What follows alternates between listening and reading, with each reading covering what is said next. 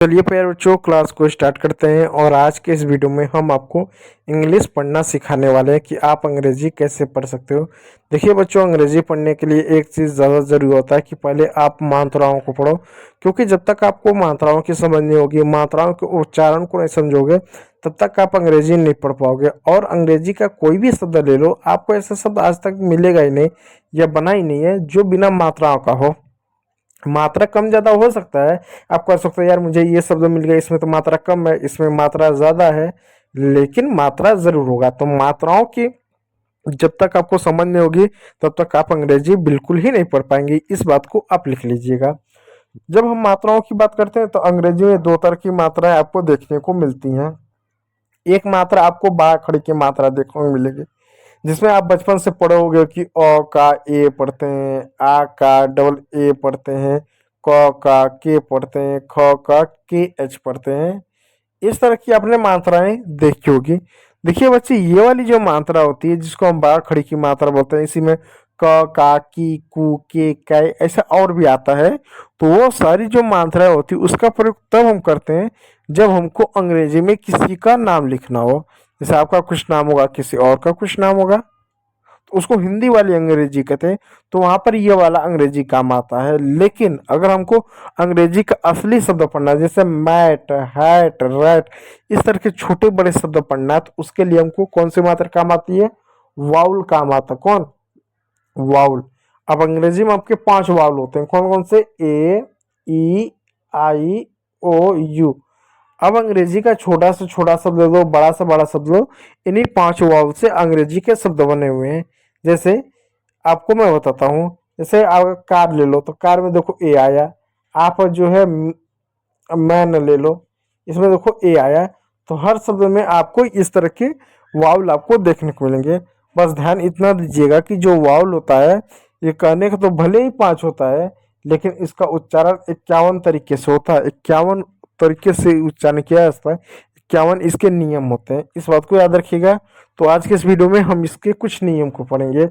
दूसरी बात ध्यान दीजिएगा कि ये जो वावल होता है, ये सिंगल भी होता है, पेयर में भी होता है। जैसे अगर मैं लिखूं कैट, जैसे मैं लिखूं डॉग, तो देखो सिंगल सिंगल मात्रा आया, कैट होगा टी है, ठीक है। मैं लिखूं नेम, अब देखो यहाँ पर भी सिंगल मात्रा है, यहाँ पर भी सिंगल मात्रा आया।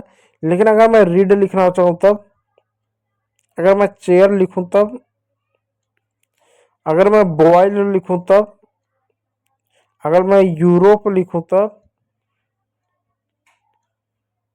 अब इन शब्दों में जरा ध्यान दीजिएगा, यहाँ पर दो दो मात्राओं का पेयर आया। कौन कौन सा?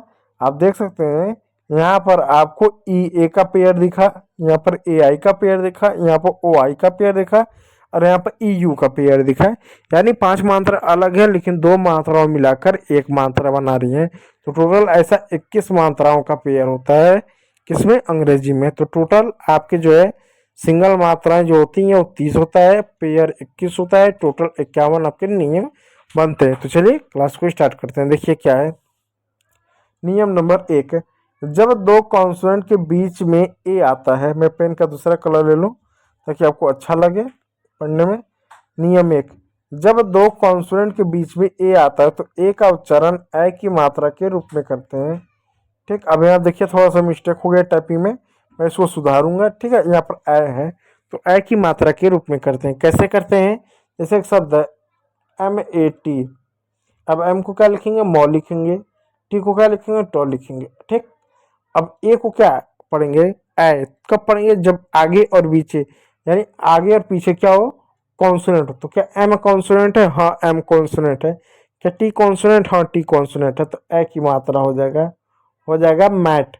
उसी प्रकार प्यारे बच्चों, यहाँ पे एक शब्द है आर ए टी, ए आया क्या? ए दो कॉन्सोनेंट के बीच में? हाँ आया। तो आर का र लिख दो, टी का ट लिख दो, ए को ए की मात्रा लिख दो, हो गया राइट। ठीक उसी प्रकार प्यारे बच्चों एक और शब्द मैं आपको दिखाता हूँ, C H A T. C H को च लिख दो, ए को ए की मात्रा लिख दो, टी का ट लिख दो, हो गया चैट। ठीक, इस बात को आप ध्यान दीजिएगा।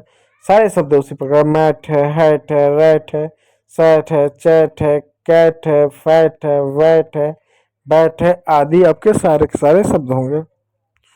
चलिए नियम नंबर 2 के साथ, ठीक है।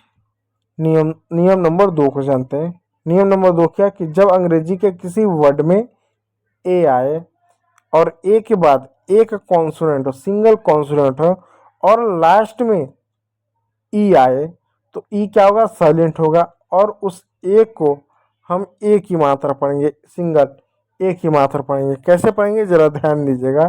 जैसे यहाँ पे एक शब्द है, क्या शब्द है, यहाँ पे एक शब्द है NAME। एन को क्या पढ़ेंगे, 9 पढ़ेंगे, ठीक, खत्म हो गया एन। अब ए है, ठीक है। ए के बाद क्या, एक कॉन्सोनेंट, हाँ कॉन्सोनेंट एक है। उसके बाद क्या, ई है, हाँ ई है, तो ई साइलेंट होगा, ई छोड़ दे, ई को नहीं लिखेंगे। अब ए को क्या, ए की मात्रा लिखेंगे, तो ए की मात्रा लगा दो, एम को म लिख दो, हो गया नेम। ई क्या हुआ, ई साइलेंट होता है, किसी भी शब्द के अंत में आता है। उसी प्रकार एक और शब्द है DATE। डी का क्या, डॉ लिख दो, डी खत्म हो गया। ए है, हाँ ए है, ए के बाद क्या, कॉन्सोनेंट, हाँ कॉन्सोनेंट है, कॉन्सोनेंट में क्या, ई है, हाँ ई है, तो ई है तो ई साइलेंट होगा, और ई रहेगा तो ही ए को ए की मात्रा पढ़ेंगे, तो ए की मात्रा लगा दो, टी का टॉ लिख दो, हो गया डेट। उसी प्रकार यहाँ पर शब्द है बेक, लेट, स्टेट। अब स्टेट कैसे हुआ देखिएगा, STATE। देखिए यहाँ पर दो कॉन्सोनेंट शुरुआत में, एस और टी। एस और टी का दो कॉन्सोनेंट एक साथ है, और जब दो कॉन्सोनेंट एक साथ होता है तो पहले वाले कॉन्सोनेंट को हम आधा लिखते हैं, तो आधा स पूरा ट, ठीक। फिर ए के बाद क्या, कॉन्सोनेंट, हाँ कॉन्सोनेंट, कॉन्सोनेंट क्या, ई है, हाँ ई होना चाहिए, कॉन्सोनेंट भी होना चाहिए, तब ए की मात्रा लगा देंगे और टी का टॉ लिख देंगे, हो गया स्टेट। ठीक है भाई बच्चों। उसी प्रकार फेट हुआ, रेट हुआ, मेक हुआ। मेक मीन्स होता है बनाना, ठीक, बनाना किसी चीज को, बनाना खाने वाला नहीं, किसी चीज को बनाना, वो केला वाला बनाना नहीं, ठीक है। नियम नंबर 3, जब अंग्रेजी के किसी वर्ड में ए के बाद डबल एल आए तो उस ए को ओ की मात्रा पढ़ेंगे, किसकी, ओ की मात्रा। ओ का ये डंडा होता है, ओ नहीं ओ, ठीक है। ए के बाद डबल एल आए, जैसे एक शब्द है BALL। बी को क्या लिखेंगे, बॉ लिखेंगे, ए को क्या लिखेंगे, ओ की मात्रा ओ, एल को क्या लिखेंगे, क्या, लॉ लिख देंगे। आपको यहाँ पर दो दो कॉन्सोनेंट एक साथ है, पहले वाले कॉन्सोनेंट को आधा लिखो फिर पूरा लिखो, नहीं, जब दो कॉन्सोनेंट एक जैसे हो, जैसे double L, double S, double T, double M, double P, तो एक ही बार लिखते हैं, हो गया बॉल।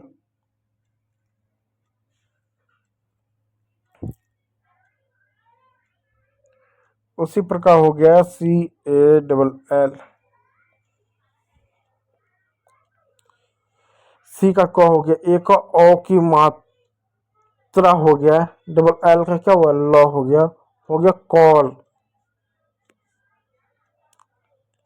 MALL, एम का म हो गया, ए का ओ की मात्रा हो, डबल एल का लॉ हो गया मॉल। ठीक है प्यारे बच्चों। उसी प्रकार यहाँ पर एक और शब्द है SMALL। SM, दो कॉन्सोनेंट एक साथ हैं तो पहले वाले कॉन्सोनेंट को आधा लिखेंगे, आधा सा पूरा म, एक को क्या लिखेंगे, ओ की मात्रा, और डबल एल का क्या हुआ, लॉ हो गया स्मॉल।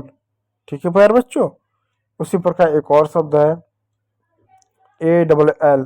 एक बार डबल एल है तो ए को और लिखेंगे, अ हो गया। अब सीधे डायरेक्ट और लिख देंगे, मात्रा नहीं लिखें, मात्रा किसी अक्षर पे लगता है, शुरुआत में कोई अक्षर ही नहीं, इसलिए और लिख दें, डबल एल का लॉ लिख दिया, हो गया ऑल। तो उम्मीद करूंगा वीडियो अच्छा लगा हो, यदि अच्छा लगा तो लाइक कीजिएगा, चैनल पर नए तो सब्सक्राइब जरूर कर लीजिएगा। वीडियो को देखने के लिए बहुत बहुत धन्यवाद।